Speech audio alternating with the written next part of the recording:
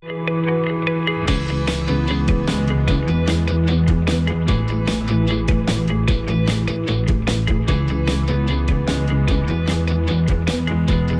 and welcome to Pastor's Perspective, brought to you by Calvary Chapel, Costa Mesa. And starting today, I'm excited to say this.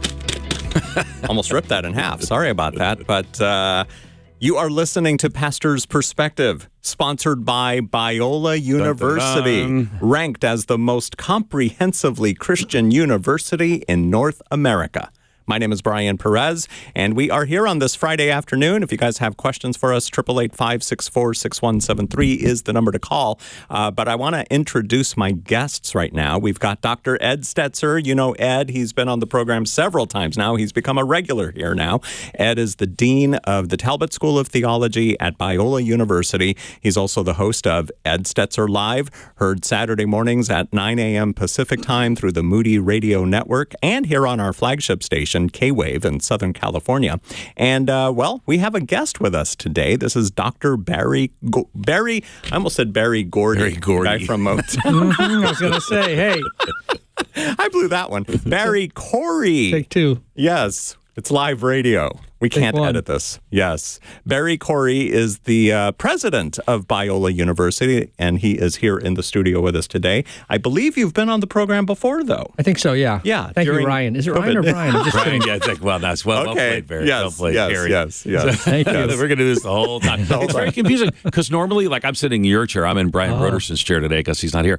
But they're both Brian. So it's like, who plans a radio program with two Brians? I don't even know. I worked at a radio station once where the new program director came along, and he happened to have the same name as the guy that was on in the afternoon. So he kind of got rid of the guy in the afternoon. Oh, wow. And I said, why? He's a really good host. You can't have two guys with the same name here. And they literally fired somebody. We're like, well, Brian Perez is still here, even though Brian Broderson is also still here. Though not today. Not today. So. We've got Ed Stetzer and Barry Corey. And let's talk. Let's talk about higher education. Let's talk about Biola University. Let's talk about Christian colleges. Let's talk about why that might be the best avenue for high school students. We've got lots of kids that are going to be graduating this year, and a lot of them probably already have made their commitment for next year, but maybe for complicated reasons, they might not have this year. Right now, global, everyone's reporting us all over is FAFSA. So the FAFSA system in a perfect example of government inefficiency and struggle has not told students their financial aid options as well. So it's a very complicated time. But we are excited. You just announced, of course, the partnership that we have with Biola University here and K-Wave. We're excited about it. And there's some history, related, that we've had in the past, the Biola Hour, all these sort of connections. So we're excited about that. I am here on Friday because Brian Broderson's not here, but I'll be here once a week as part of that partnership. And then sometimes some of our friends, other professors will come as well. But today, because we're announcing our partnership, we did bring on Barry Corey, and we're going to talk some about Christian higher education. Barry's the 8th president of Biola University, been there since 2007. And Biola University, I would say, is the leading Christian college in Southern California. Well, maybe I just say in the whole world, because I'm excited to be there. And a big part of that is Barry Corey. So we are going to take your calls. Our number is 888-564-6173. Maybe you got questions about higher education, Christian education, about Biola. Again, 888-564-6173. So Barry, why does it matter? Why does Christian higher education matter in 2024? Well, it's mattered for a very long time. I'll say that, not just 2024, but I think it matters even more so now than ever. And I will say that because I just think that there is a steadfastness of Christian higher education that, by and large, hasn't equivocated, hasn't capitulated, hasn't drank the Kool-Aid, hasn't bought into whatever the fashionable ideology might be, the issue of the day. And I think that's that stability, that steadfastness in Christian higher education. And that's what I think parents want. That's what students want. I've actually said recently that students come to Biola sometimes for what they want. They might, want to play NCAA Division II basketball, or maybe they want to go there because their youth pastor went there, or because, we've got, a Southern California campus. That's what I was going to say. Maybe they just want to live in Southern California. Yeah, it's not a bad reason either. Not at all. So sometimes they come for what they want, but they discover what they need. And what they need during these most formative years of their life, right? Between 18 and 22, there's really not a season, a 4-year season developmentally where you grow as much intellectually and relationally and spiritually and socially, and in some ways vocationally. So why not entrust those 4 years to a place that's going to be part of your journey and push you and challenge you, but not drag you down, but lift you up. I remember I was in with some high school juniors up in San Jose, California, a number of years ago, and I was talking to this one kid. I think his name was Ryan. And I said, Ryan, how are you going to make your decision? He hadn't decided yet where he's going to go to college, about where you're going to go. And he said, it's going to be based on 2 questions. I said, oh, okay, inform me. He said, one is, where do I want to be when I'm at my best? And the other is, where do I want to be when I'm at my worst? So what do you mean by that? He said, I want to be at a place where, when I'm really down, they lift me up, they surround me, they encourage me, faculty, professors, classmates, whatever it might be.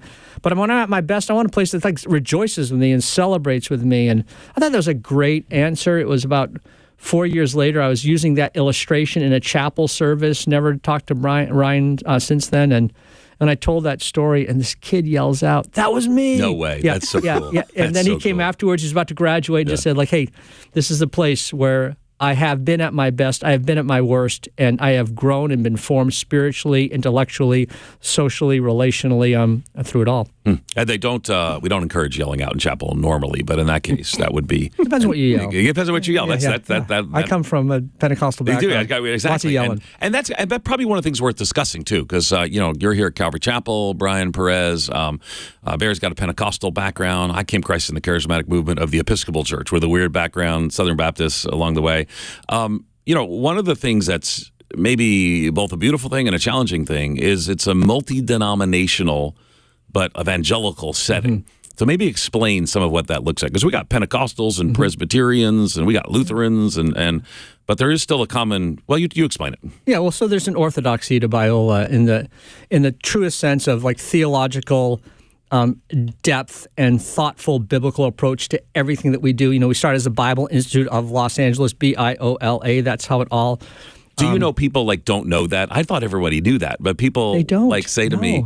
Yeah, because I was making a joke about we're trying to do some stuff in L.A. I want to put the L.A. back in Biola, and people are like, "Well, what do you mean?" But anyway, sorry, keep going. Right, we're not a biolab. Right. Some people might think. So the fact that we are remaining deeply biblical gives us permission to be this multi-denominational university with 5,300 students or so. We had a donor a number of years ago. He's actually 102 this summer. Ed knows him. His name is Fred Waugh, and he and his wife gave a major, major, major gift to Biola to start the Center for the Work and Study of the Holy Spirit. And they said, we could have done it at these other places and named some more traditionally Pentecostal schools, but we know that if we do it here, people will say this center is being grounded and guided biblically. Right. And I think that's and our students come from these wide range of backgrounds. I have a friend that I pray with every Friday morning, 5:15 in the morning my time and 8:15 in the morning his time. He's in Boston, this Harvard-educated lawyer, sharp guy. He grew up Orthodox Presbyterian, very, very Reformed. I grew up, my father was an Assemblies of God minister, and we've been praying together for 22 years, did so this morning, and he said, the difference between my church and your church, and this is the point I'm trying to make. I said, well, I know a lot of differences between the Orthodox Presbyterian Church and the Assemblies of God. And he said, the difference is this. At my church, at the end of every pew was a Westminster Catechism. He said, at your church, at the end of every pew is a box of Kleenex.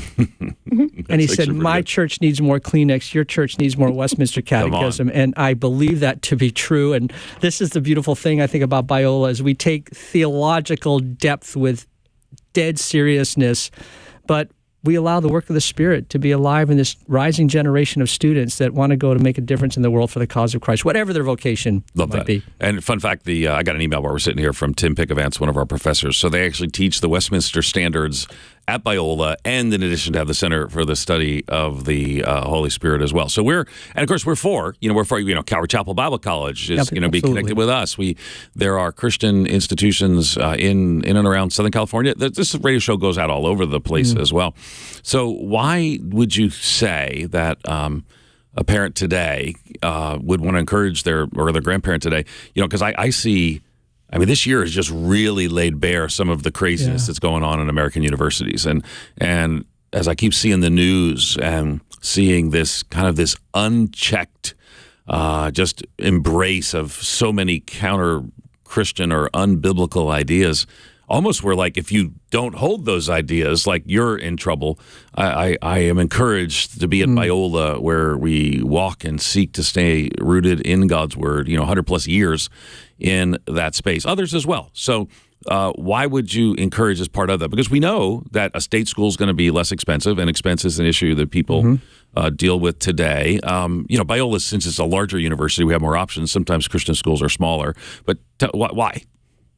Yeah, it's not just that other colleges have unbiblical views. I think there are places that just like where is your center of morality? Where is your conscience? And obviously this was laid bare somewhat in December with the congressional hearings and the presidents of three very well-respected institutions, two in my home state of Massachusetts and one in Pennsylvania.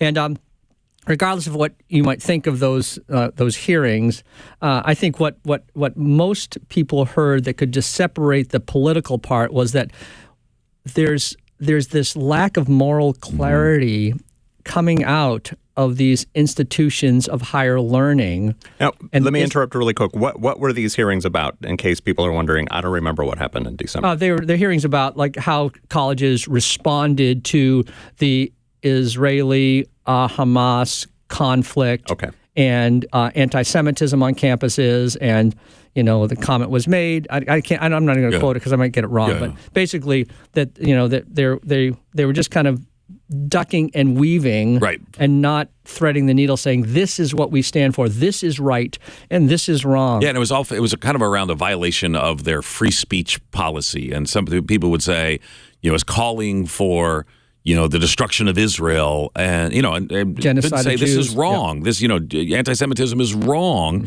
But where do you stand on a wrong when you don't have any basis upon where you stand what's right? And I think a lot of that was laid bare here. Yeah. And I think we would just simply say that we want to stand on what the teachings of God's word says, and that's not always easy in California either, because that goes countercultural as well.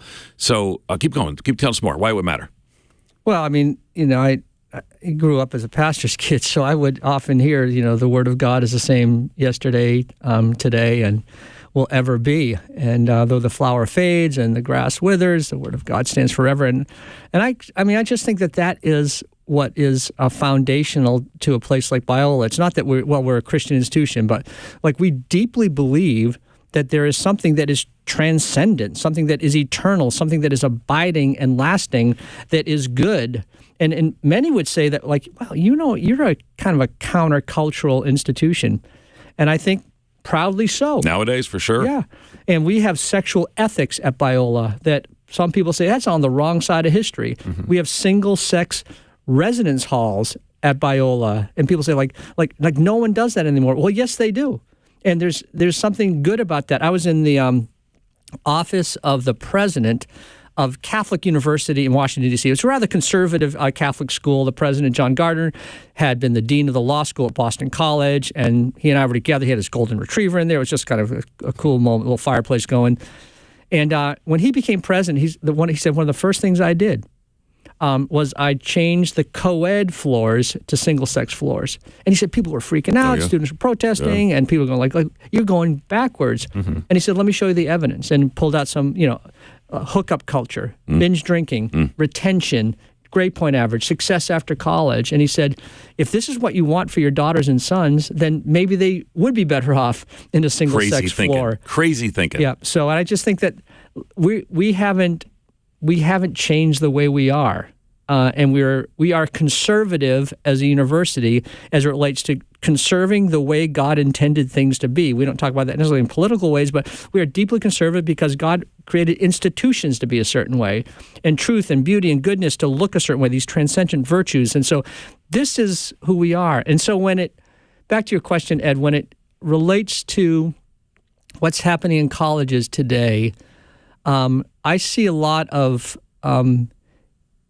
impassioned ignorance, not just in students, but sometimes even in faculty, that you got to get on board with what the latest thing is, and you feel like, well, I'm just going to join the group, the tribe, and head in a certain direction, and like without even thinking about it.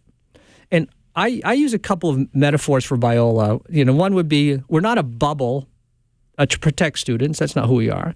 But we're not a boot camp to indoctrinate students. We are much more a greenhouse where students think and learn and process ideas and learn how to engage Christianly with a Christian mind. Love the Lord God with all their heart, soul, mind, and strength. And I'll tell students, I'll say, like, you want to be an activist? Wait till you graduate. Like, when you're here, like think and allow formation to take place and develop your ideas. This is going to kind of gets back to my whole trite little thought about life with a firm center and soft edges. Oh gosh, that's your book. That's something you've talked about a lot, and it's really kind of caught on. People have talked about, and I use the phrase now, that you want to be, as a Christian, you want to have a firm center, strong beliefs, but then how you engage others is, well, you explain it. How do you articulate it? Well, that's articulated very well by Ed Stetzer. So he's good at that. Yes. I mean, There might have been a generation with firm center and hard edges. Everything was a battle to fight. Everything was a grenade to launch. And the other side, you win them over by beating them up and conquering them. And I'm not sure that got us very far necessarily. But I don't want the pendulum to swing the other way, where this generation says, we don't have soft edges in this spongy center and live and let live, and whatever you believe is good for you. And that's not what the gospel calls us to. And so I actually believe this, like, passionately, that the antidote to so much that is wrong in our world today is that we need this generation of students. We got 5,000 plus at Biola, and what a difference they can make if they can graduate Biola with a deep sense of conviction. I mean, our students undergraduates take 30 units of Bible, biblical studies, theology, Christian thought. Like, that's unheard of these days. So the students they come out with a minor, and I love that. My daughter's a student at Biola. Yes, I love that. So yeah. And what's her major? She's a psychology. Yep. She's in the Torrey Honors Program, which is kind of this wonderful program. It is. And but she majors in psychology, and of course all the students come out with a minor in basically Bible and theology. Because I think that the film school is really like taking off right now. But I love the fact that was it Variety magazine listed us or Hollywood Mag? I forget which it was. Variety top 10 film school in the country. Really? Top 21. Top 21. Was it 20? I don't know. Okay. I'm a pastor. Right. I round up to the nearest 100. But top 21 film schools in the country. The only Christian school listed was us, Biola. And I love the fact that these and the studios tell us that they love hiring our students. I say our kids, not supposed to say kids anymore, but they love hiring our students because they show up on time. They're not drunk the night before. They're hard working, but they also have a undergraduate degree with a Bible and minor in theology. I love that. It makes a difference. It's true for Caitlin, your daughter. It's true for our three kids who graduated from there, Anders, Elle, and Sam. And one was a humanities major, one was a business major, one was a psychology major, like Caitlin. But if you're an accounting major, pre-med, robotics, engineering, you have that foundation. And this gets back to the point, we were talking about earlier about, like, have colleges lost their way in terms of morality? And I can get back to the firm center, soft edges, but let me add this, and that is, at Biola, we want students to have deeply held beliefs, but we want them to be really good at what they do. I think excellence is one of the great apologetics of our day. If you become an accountant and you're a lousy accountant, but you love Jesus, you might not be listened to as much. But if you're really good at it, then you're going to be paid attention to. And so then when we look at film, When we look at artificial intelligence, we're going to have one of the first artificial intelligence labs of a Christian college in the United States. When you look at like bioethics, when you look at media, all of these areas, our students need to be at the top of their game when they graduate to get into industry, to get into leading graduate schools, because then they get to be at the table for these, where some of the bigger decisions are going to be made. And I've joked recently, like if you're not at the table, you're on the menu, right? And this is what I want to see in our students, that they have firm centers. In other words, they have a deep sense of conviction, what they believe, and they do have a moral compass. They know what a moral north, true north is. That our students have soft edges, that they live lives hospitably and kindly and graciously and winsomely. But they're also outstanding screenwriters. They're great psychologists. They're leading in healthcare research, whatever it might be. And I think those three together, firm center, soft edges, and excellence in your profession, I think that's going to be a game changer. If you've just joined us, you're listening to the Biola Hour. No, I'm kidding. You're listening to Pastor's Perspective. It's sponsored by Biola University beginning today. But now we should say that not every episode is going to be talking about Biola. That's true. That's true. No. But we are talking to Ed Stetzer, whom you are familiar with. He's on every few days here on Pastor's Perspective. And Dr. Barry Corey. I got it right that time. And we'd love to chat with you guys, too. What's on your mind? 888-564-6173. Want to talk about higher education. Maybe your kids are getting ready to go off to school this year or next year or whenever. Maybe you're listening out of state and you're like, I don't want to send my kids to California. No, they'll be safe here at Biola. But give us a call. One of the safest campuses in the country. Yes. Thank you. Beautiful campus there in La Mirada. 888-564-6173 is the number to call. Now, something you were mentioning, for kids that are considering, well, am I allowed to say kids? You said I can't say kids. You know what? They're my daughter's age, so I'm like, I say kids. So, send me a complaint letter. Yes. So, okay, there you go. My kid's age, so we'll go with that. But our students. Yes. So prospective students who might be listening and thinking, well, yeah, I could go to Biola. It's a Christian university. What happens when I try to get a job? Are they going to look at my resume or whatever and say, a graduate of a Christian university, I don't think I want to go in that direction. And some people might think, no, it's better to have one of the California universities as on your resume or a diploma from there. What do you say to that? I think it's a fair question because I'm asked that a lot. And I travel quite a bit internationally, and I know that families in other countries that want to send their kids to the United States to school, they want the rank school, the elite school, the school that shows up on U.S. News and World Report in top tier, and I get all of that. Kind of my response is a couple-fold. One is when it comes to actually getting jobs or getting into good graduate schools, it has far less to do with the ranking or the eliteness of your alma mater than it does, did you have internships and jobs related to your major during your time when you were an undergraduate? That's what matters. That's what people are paying attention to in terms of grad schools and industry. So, we have a very active program. We want all of our students to have internships. Hopefully their freshman year, if not, at least their sophomore, junior, senior year that's related to their major. Some automatically do it if you're an accounting major, education major, nursing major, that happens. Others, if you're an English major, history major, philosophy major, theology major, might have to think about it a little bit differently. But so I would say make sure your kids, there you go, are getting internships when they go off to a Christian college. And there are a lot of great Christian colleges. There are 150 or so in the Council of Christian Colleges and Universities and even more. So I'm saying this in general. I'm an advocate of Christian higher education. And the other thing I would say is what I said earlier is like if you're going to loan yourself to a community for those 4 formative years, think about more than just like getting a job 3 months after college. It's what kind of life are you living 30 years after college? The decisions you make, the friendships that you form, the mentors that have poured themselves into you.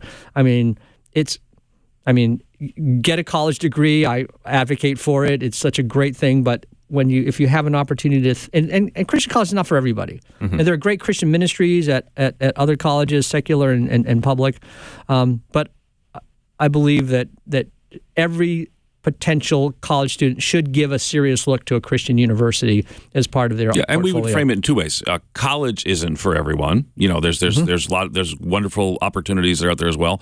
And a Christian college isn't necessarily for everyone. I will tell you that as I was the dean at Wheaton College before I came here to Biola University. I've just been here about 9 months.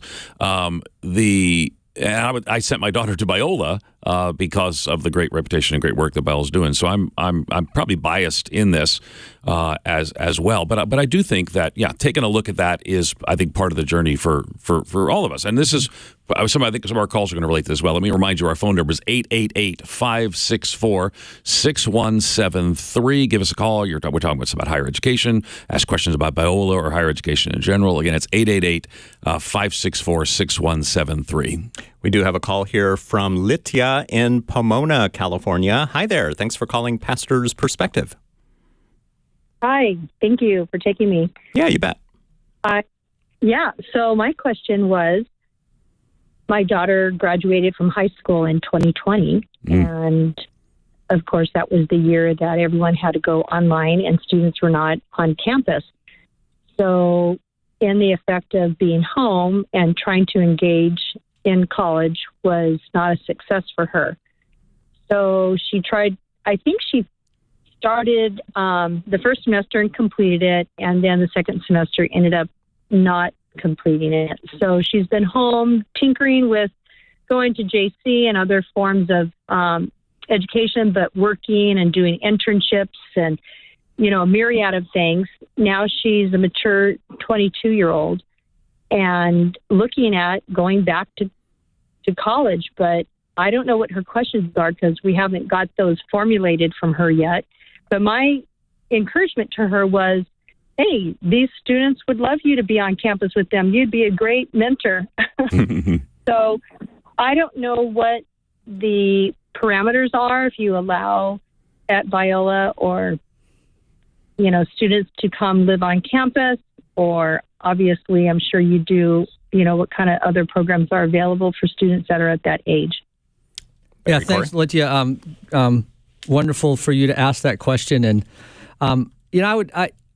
your daughter's situation is not that extraordinary. We have students that take a gap year or 2 gap years before coming to college after they leave high school. Some of them go abroad. Some of them are working. Some of them are doing community service. Some of them are just trying to figure things out. So, at places like Biola or any other private college, there are opportunities for students who are a little bit older to mentor, to get involved as RAs, to lead organizations.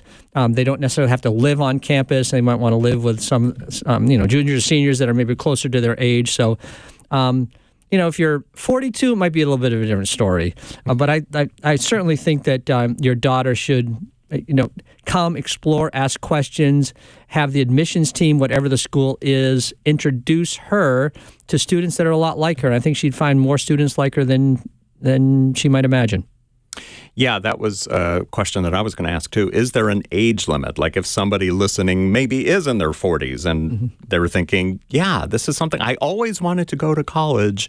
Is it too late for me? No. There's all kinds of options. The question is, she was asking about living on campus. And so that's where some of the distinction is. But we have this really robust, if someone wanted to do an undergraduate degree online, we have a robust undergrad program that they can major with us at the Talbot School of Theology at Biola University. University has schools. So sometimes we'll talk about this school or that school, the Snyder School of Cinema Media Arts, for example.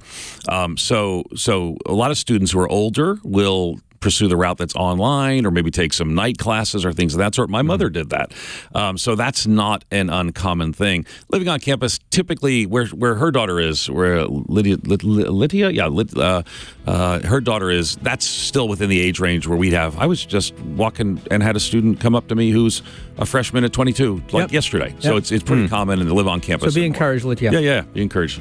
For sure. And thanks for calling us today on Pastor's Perspective. We're going to take a break and we'll be back with more of your questions for Dr. Barry Corey and Dr. Ed Stetzer from Biola University. You can find out more about Biola, by the way, at biola.edu. But they are on today to answer whatever questions you might have about higher education. Give us a call at 888-564-6173. Might take some other questions as well, but that's the principal focus of today's program. 888-564-6173. If you're watching on Facebook or YouTube, give us a call. The number's right there on the bottom of the screen, 888-564-6173.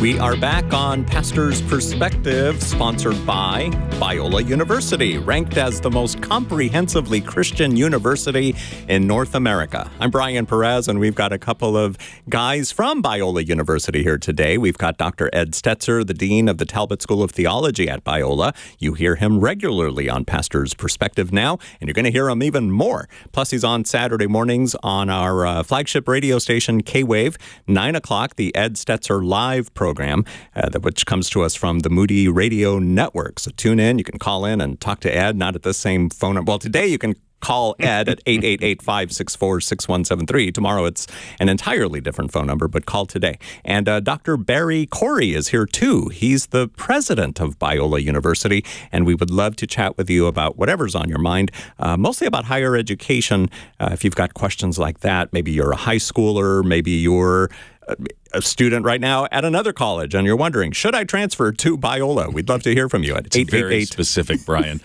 Hey, that one person out there.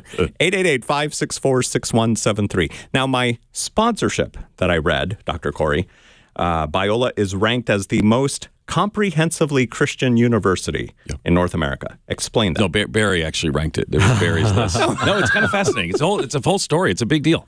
Well, so it's not like some random fact. Not that I would think that you would do that. I mean, there's a reason you specifically chose this phrase. Well, this is, I don't know if I said that on this show. No, you did not. That actually came from our marketing team. Okay. So they sent in the copy for that. Yeah.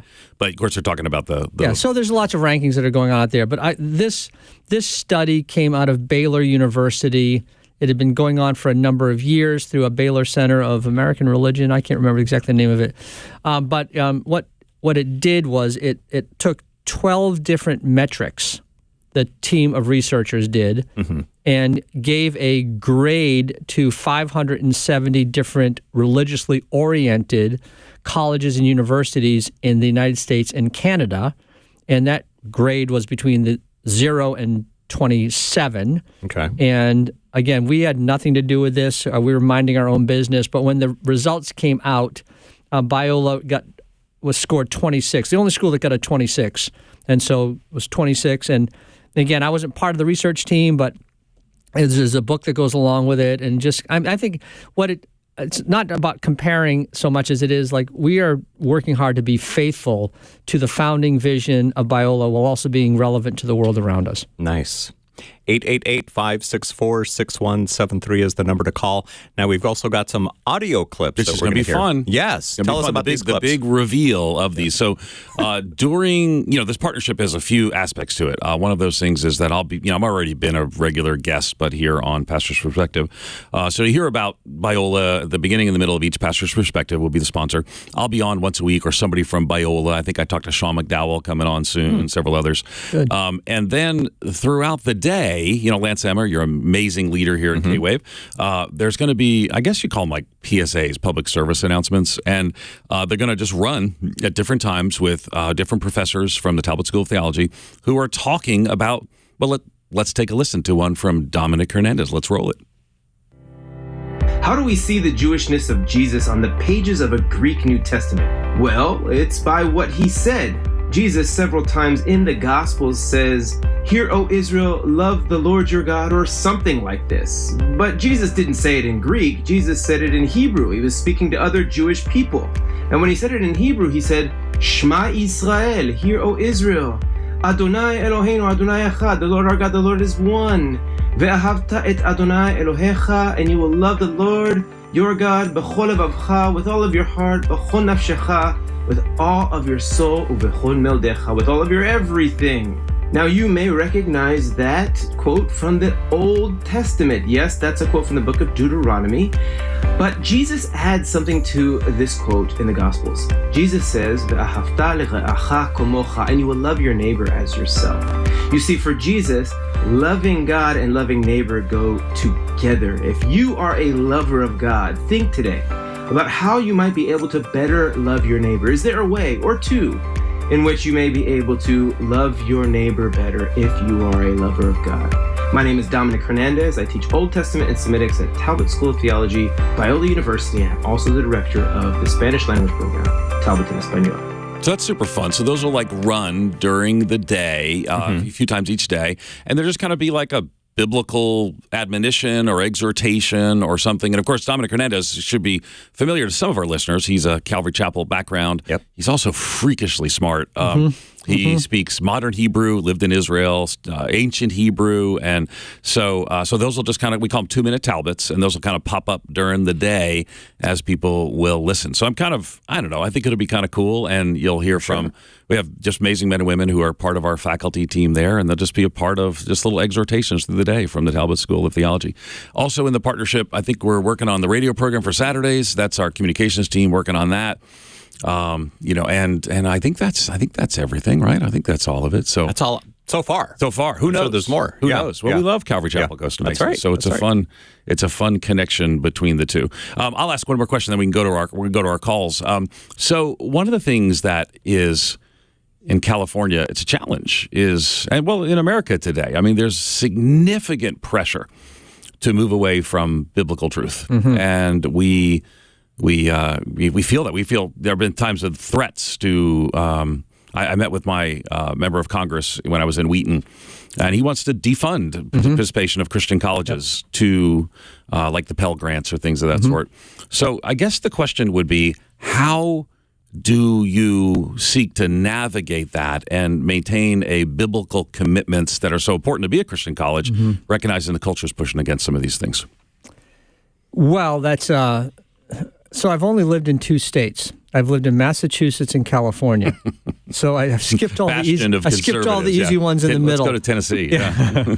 And I both states, 16 years working at a very conservative seminary in Massachusetts, and now finishing up my 17th year at Biola University as a conservative higher education institution in California. And I had somebody call me some time ago, and they said, "How can you stand being the president of a Christian college in California?" And there's days that I actually can't. But by and large, we're glad you still do, though. Yes, yeah. For the record. But isn't this where the gospel works? Yeah. I mean, right? This is where things that are true and godly, glorious, just kind of shine forth. And so at Biola, our whole approach is we're not going to be angry, we're not going to be defensive, we're not going to be insular. We're just going to keep on being who we are. And this gets back to firm center, soft edges, in a gracious way, and build relationships. Some of you who are listening remember Senate Bill 1146 that came up a few years ago that was dead set on making it very difficult for Christian colleges in the state of California. And there are dozens of us, various stripes, denominational and non-denominational, and small, large, urban, rural. But it was going to make it very difficult for us. And so our approach was, let's go and let's have conversations with some of these lawmakers so that they have a chance to see more of who we are. And that actually, I can't go into the detail, but I wrote an op-ed with one of the authors of that bill that said we first battled over LGBT and religious rights. Here's how we became friends. It was in the Washington Post, and things have quieted down in California, because I think that we find that there's common bonds in terms of what are some things that we actually agree on. Well, we agree that maybe veterans should have good places to live. So let's work on that together, that rather than just working on what we're disagreeing on. But I say all of that realizing that we are not going to change our positions in thinking biblically and acting biblically and living into our biblical convictions. And there may be hard times coming, and we're going to be ready for it. We're beginning with a relational strategy, but that can't be your only strategy. You need a legislative strategy. You need a legal strategy. You need a prayer strategy. You need a communication strategy.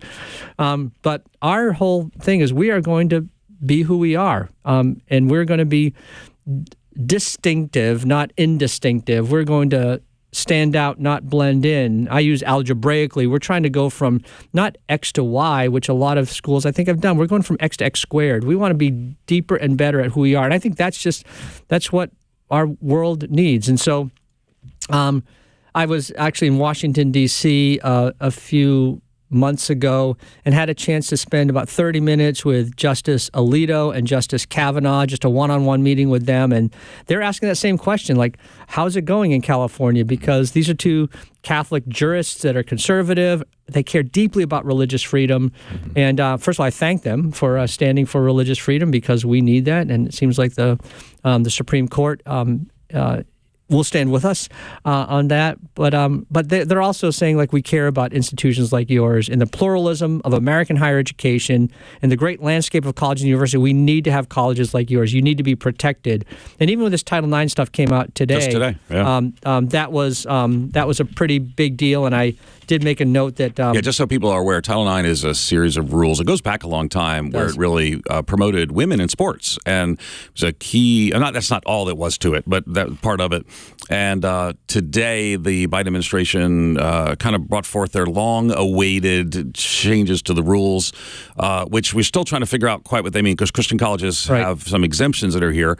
But boy, it puts in a situation where female sport, women's sports are in jeopardy. We've all seen this on the news. Yet the Biden administration continues pressing forward on this really radical agenda on issues of gender identity. And it's, again, let me be clear: there's more to Title IX. There's things in Title IX that are important. There are legal provisions that related to things like assaults on campus, but the redefinition of sex to mean gender and gender identity it's big news. And I don't think there's a lot of news on the news today, but that's a big deal for universities. Of course it is. And we're going to, we do have relational contact with legislators and jurists, but we're going to fight for what we believe to be true. And right now, that new Title IX, they did not weaken the exemptions that schools like Biola we can assert when the law conflicts with our religious faith, our tenets, and that's huge. But that said, there's still questions out there that the Department of Education hasn't fully answered on whether colleges can ban biological male athletes who have transitioned. And that jury is still out, so nothing has happened yet. I think they have 150,000 public comments they're trying to sort through before they make that decision. But right now, nothing has changed. I guess that's the good news. But where it was before wasn't great, right? It's not. Right. It's not gone further. It's not gone further. But really, just again, a place where Christian colleges do have exemptions to this. Though there has been discussions in the past of waiving some of or eliminating some of those exemptions. But for now, but when that comes, Biola University will be among those who say we're going to stand for what's right, regardless of what impacts it as well. Absolutely. Very good. 888-564-6173 is our number. We were going to go to Calvin, but he hung up, so we'll talk to Clay instead. And our guests, by the way, are Doctors Ed Stetzer and Barry Corey. Ed is the Dean of the Talbot School of Theology at Biola University, and Barry is Ed's boss. He's the president of Biola University. They are here to talk to you today, and let's talk to Clay right now, listening in Anaheim, California. Welcome to the program, Clay. Hello. I'm an alumni, graduated in '85, and I've been on campus, since that time. But I saw. Wait, hold on. Clay, we lost you. We lost you. You must have walked under a tunnel or something. I don't know. Try again. Oh. So you went back to the campus. Yeah, and can you hear me now? Yeah. Okay. Yeah, and I saw openly gay and lesbian relationships on campus. So I also read and heard about Azusa and Biola, and they all have gone woke and progressive in their allowing LGBTQ students on campus. Is there a reason for that? Boy, that's a fascinating whiplash from the conversation we were just having about the price and the cost that it takes actually to stand up for some of these biblical issues. But Clay, you were kind of fading in and out, but I think two big things. Saw students who, I don't know what it means, they were in an LGBTQ plus relationship because, well, let's talk about that because, first of all, we do have students who are same-sex attracted who come to Biola University. Yep. We want Biola University to be a place where they can flourish, where they can walk through, hear the teachings. We have covenants and commitments that they make as followers of Jesus to be there. So let's talk some about that. And again, it was kind of broad that APU and Biola were woke. Again, quite the whiplash from the conversation we were just having. So talk to us. Where are we on issues of sexuality at Biola University? Yeah. So Clay, glad to have you as one of our graduates from back in the 1980s. I've been at Biola now for 17 years, and I can honestly say that Biola is staying completely biblical as it relates to human sexuality, as it relates to historical marriage, as it relates to relationships. So what your observations or stories you have heard might have been the case. I know that, there are students that do come to Biola and they're trying to process their own sexuality in ways, but some of them come because they feel like this is a place that actually holds to the convictions that I believe to be true and thinks about things Christianly. And so every one of our students covenants with us when they come that they're not going to be in sexual relationships outside of marriage, a marriage between a man and a woman. That is abundantly clear. It's for our faculty, for our staff, that has always been the case. And I think we have certainly thoughtful conversations about what does this really mean and how do we live into this, but we live into it in a way that is consistent with what the Bible teaches to be true. And happy to have you come on campus and even, talk to some of our faculty and some of our students and give you an opportunity to hear how we're really processing this in a way that is faithful to Scripture and upholds the sexual ethics that God intended us to live by. Which is a big part of the challenge we were having with those earlier bills that were actually legal issues because of our biblical stand on some of these issues. Now, again, we're for, we can't speak for every university in Southern California around here. We're for universities that are holding to their Christian commitment. And sometimes it's one of the things that may help people understand a little bit how universities work is that we're what's called broadly a covenant school. So a covenant school means that someone has to be a Christian to go or has to proclaim that they're a Christian. We don't think that everyone who comes to Biola, we think people meet Jesus when they're there. But there are other Christian schools that are not covenant schools, and we're not mad at them. My other daughter goes to Cal Baptist, which is a wonderful open school. Admission, yep. It's called open admission. So we don't practice open admission, where else you have to have a testimony to attend. And discipleship's part of the expectation that's there, and to get to Clay's point too, and discipleship in and around sexual ethics as well is part of it. We have resources for students who are struggling there as well. So sometimes schools will, when they have open admission, they don't have the same requirements that we have. And let me just say that when I talk to the folks at Cal Baptist, their desire is to invite every student to come in and share the gospel with them, and I love that about Beautiful. them. And so, different schools will have kind of different policies, but I think the schools that we engage with, the Christian schools that we engage with, are going to be pretty consistent about their issues of Christian ethics around sexuality. However, they're also going to be pretty clear that students who struggle with same-sex attraction are welcome. And right now, according to the most recent, I think it was the Pew study, it was one of those, over about 25% of 20-something young women identify as LGBTQ+. And so what we want to do is not shy away from those conversations. We just had a speaker that addressed some of these issues. And I think, isn't Rebecca McLaughlin coming in the fall as well? I just had her on my podcast. And I'll give you an example. Rebecca's coming in the fall to speak. And we had the podcast, and she has a new book on same-sex relationships. She's same-sex attracted. She's married to a man. And I opened the question with, Rebecca, is this an agree to disagree? Like, can Christians... can we say, you think same-sex marriage is okay, and I don't think same-sex marriage is okay, and let's just put it in the category of baptism. Some people baptize babies, or Pentecostalism. Some people speak in tongues.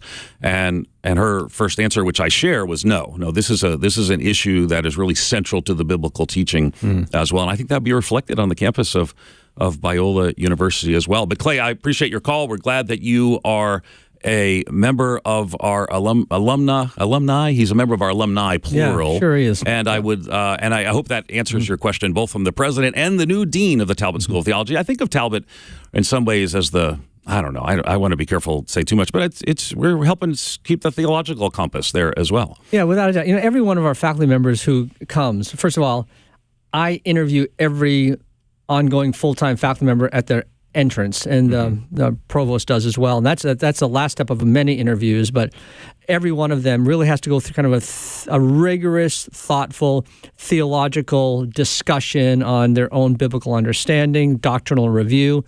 And it's not just that, it's how do they integrate that into the ways in which they're teaching. And we have ongoing integration, thoughtful formation processes for our faculty, so that if you're teaching chemistry or if you're teaching special ed, how do you continue to think deeply and Christianly about your discipline? And so it's a journey that starts when they begin, and we've had faculty members there 30, 40 years, and it's never ending. We keep on driving back towards that theological core, which we've had since we were the Bible Institute of Los Angeles. Yeah, and you have to actually, all the professors, it's pretty robust. It's very different from, again, we're all for all kinds of Christian universities, but I will tell you, if you're the dean, it's way more robust than that as well. Yep. Because again, these are important issues for us to kind of walk through together. So I think it's you want to be able to say of our Christian universities that they're staying faithful to the gospel. However, there's a very famous book called The Dying of the Light, and historically, Harvard and Yale were started as robust Christian institutions. So institutions that aren't aggressively holding their line on theological issues drift. And one of the things that I just think we're committed to at Biola, is the robust integration of faith and learning. And we're an evangelical Christian institution, and that's one of the reasons I'm glad to be here. And drift happens. It does, and you never drift towards Christ-centeredness. Yeah. You drift in the other direction, and unless you're faithful about small decisions and big decisions, drift is kind of innocuous. It happens like if you look at a compass with 360 degrees and you're off by 1 degree, over time that gap gets pretty wide. Yep. So we're always having conversations about how do we remain missionally faithful. Now in our 117th year we're in at Biola University. And that's pretty remarkable 117 years later from when our founders said we need to have a Christian college in arguably the world's most globalized city. It was the gateway to so much that was happening, and it's become really the imagination epicenter of the world. Here in Los Angeles, you have this thoughtful, mid-sized American Christian university that is one of the safest campuses in terms of in a very safe neighborhood. I say that because a lot of people are sending their kids to Los Angeles. What's it going to be like for them? Right. But here they are, with the opportunities are abounding, and the influence that our students can have and are having and our alumni are having, it's remarkable. But enough on that, because I want us to play one of those clips again. Oh, because yes. I really we have another clip. came with clips. Which one do you want? Let's do Janine Hanger, and because I think it's super fun, and also Courtney Johnson worked hard on these. She's going to be helping me with the 2-minute Talbots as well. She works with us there at social media as well. By the way, follow us on social media at Talbot Theology. All of them are at Talbot Theology. But let's listen to Janine Hanger, 2-minute Talbot. Have you ever thought about the kinds of knowledge that you only have because you are embodied? We tend to think about knowledge as disembodied. We know things in our brains and we talk about them using words. Think about the fur of a kitten. I can show you its fur and I can describe how soft it is with lots of words, but you can't really know how soft a kitten's fur is until you touch for yourself. John 1:14 says about Jesus that he is the Word who became flesh and made his dwelling among us. In the Gospels, we go on to read about how Jesus engaged people up close. He touches a man with leprosy and he is cleansed. He touches the hand of Peter's mother-in-law and her fever leaves. He washes his best friend's grimy, smelly feet. Have you ever thought about how Jesus disrupted the tactile standards and expectations of his day? He doesn't shy away from engaging up close with those whom society deems untouchable. In so doing, he expresses a level of compassion that cannot be conveyed any other way. How beautiful that none of us are untouchable to him. My name is Janine Hanger, and I teach New Testament at Talbot School of Theology at Biola University. Come on, those are going to be so cool. All day. I'd never heard of those before. No, we just created them. No, so I love it. Courtney Johnson just put them together like moments ago. Love it. And we're going to do some tweaking where got to figure out what music we're going to use and all that kind of stuff. But these will be between programs. You got great programs all day here on K-Wave and our partners and affiliates. So between those programs, you'll hear those, and from some of our brilliant scholars, we have like 60 plus professors just in Talbot alone. It's really a large theological school because of the commitment the university has to have that, 30 hours to the undergrad students, do the 30 hours. And plus, it's the 5th largest multi-denominational seminary in the world. We had that one guy who was 71 years old. He said he wanted to come study. Well, we'd bring him on. We've got all kinds of adult students. We've got all kinds of resources as well. And again, all these biola.edu, good stuff going on. I saw that the student to faculty ratio is 13-1. Yeah. Yeah, that's when we you talk about the rankings, and we do make like the top 100 universities, national universities. There's only a couple of Christian schools that get on those lists. So Biola's, we were voted the lamest party school in California. We were the lamest party school. And you see, we were also recently on the most conservative schools, and it's and okay, we want to just use the word conservative around. We're biblical inerrantists. We believe the authority of God's word shapes everything that we do. Sometimes people can see that 50 different ways, but we love standing on God's word and educating young men and young women to make a difference for the gospel. Or in case of a 71-year-old who left, who didn't make that call, older people as well. So we have all those resources. Thank you, Brian. Thank you, Ed. Hey, thanks for coming on the program. Find out more about Biola University at biola.edu.